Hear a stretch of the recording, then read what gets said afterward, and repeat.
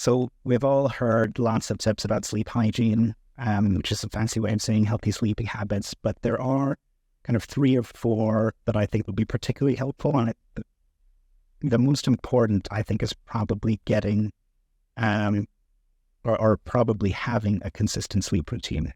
So many of us would be guilty of undersleeping during the week and oversleeping at the weekend in an attempt to catch up on sleep.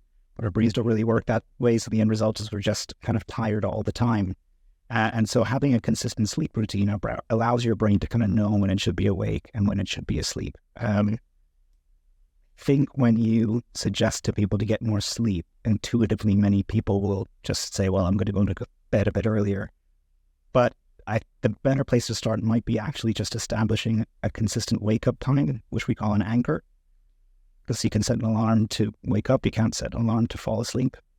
So if you know when you're going to wake up, even at the weekends, then you can adjust your bedtime with a bit more accuracy. And so if you're sleepy during the day, you can go to bed a bit earlier, know how much you're going to be sleeping.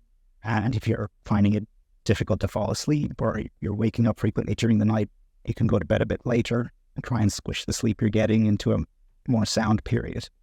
And so I think that's probably the most important one. There are a few others that I think really are helpful. So trying to avoid long daytime naps, I think, is a good idea.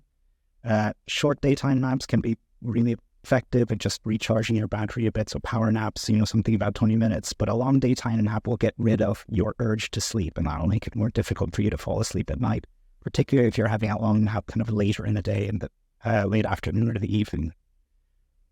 Establishing a buffer zone is maybe the third, tip. And that's kind of a 30 to 60 minute period before bed that is relaxing. So it's no daytime chores, no work activity, time that's for you, time to chill out.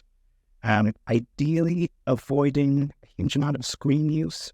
I tend to think TVs are okay because they're kind of, it's a relaxing activity. It's on the other side of the room. There is a bit of evidence to say light keeps you up a little bit, but it's probably not that much. But a phone is quite different because really everything we do on a phone is stimulating, whether it's reading the news or playing a game or going through social media. So ideally, I would keep phones out of that buffer zone and just keep it for, as I say, relaxing activity. And the last thing, the kind of the fourth and final thing that I tell patients is to try and keep your bed for sleep or sex, basically. So the more things you do in bed while you're awake, the less your brain associates that with sleep.